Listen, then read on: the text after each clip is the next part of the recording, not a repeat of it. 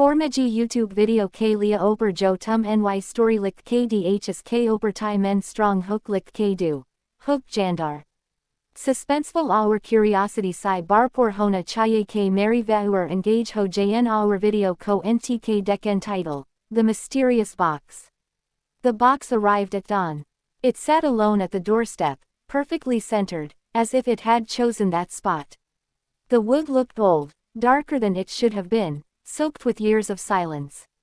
A faint metallic smell drifted from it, sharp and cold in the morning air. When I touched the lid, the surface felt warmer than my skin. The warmth made my fingers hesitate. The street behind me was empty, yet I felt watched from every direction. I lifted the box and felt something shift inside. Not heavy, not light, something aware. Inside the house, the sound of the door closing echoed too loudly. The box rested on the table, breathing out a low, almost human sound. My heartbeat began to match the rhythm. The room grew darker, even though the lights were on. The air thickened, pressing against my ears.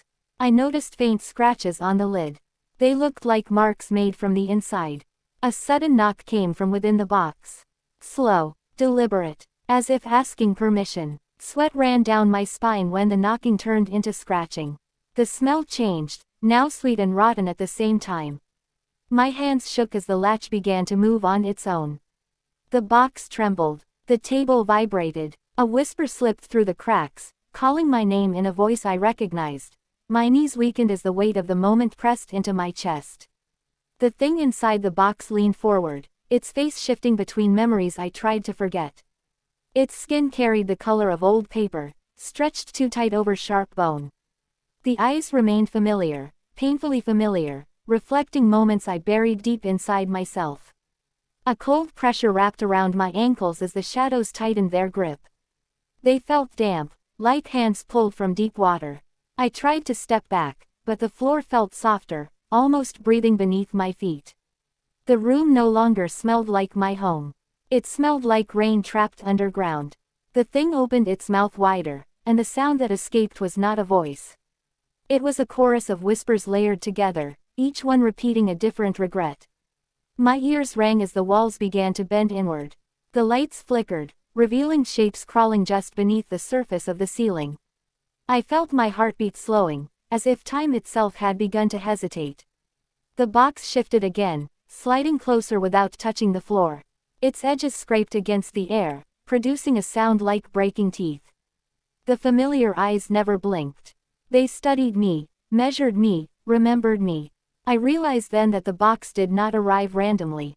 It had waited for this exact moment. A sudden memory struck me with force. The night I thought I left everything behind. The promise I never kept. The door I closed without looking back. The whispers grew louder when that thought surfaced. They fed on it. The shadows climbed higher, wrapping around my knees, my waist, my chest. Their touch drained warmth from my skin. I gasped, but the air refused to fill my lungs. The thing inside the box extended a hand. Its fingers bent at unnatural angles, joints moving in the wrong direction. The hand carried scars identical to my own. Every mark matched, every cut remembered. The room tilted as the box rose to eye level. I could see inside more clearly now. The interior was far deeper than the outside allowed. Endless layers of darkness folded inward, like a tunnel with no end. Faces drifted within it. Some screamed, some smiled. All of them looked like they had once been human. The thing tilted its head and stepped out of the box. Its feet touched the table, leaving wet impressions that slowly bled into the wood. The box remained open, pulsing softly, like a living heart. A sharp pain struck behind my eyes as images flooded my mind. Moments I avoided replaying, voices I chose to ignore. The thing moved closer, and I felt my reflection blur in its gaze. My hands began to feel numb. My name echoed again, spoken with tenderness this time. That terrified me more than the whispers. The shadows loosened slightly, guiding me forward instead of holding me back. My body obeyed before my mind could resist. Each step felt heavier than the last. The air grew colder with every breath I managed to take. The thing raised its other hand and pointed toward the open box. Inside, Something shifted violently. The darkness twisted, forming shapes that reached upward, eager and restless. I realized the box was not meant to contain something. It was meant to receive something. A deep vibration filled the room, rattling the windows, shaking the walls. The familiar eyes softened, almost pleading. The whispers fell silent all at once.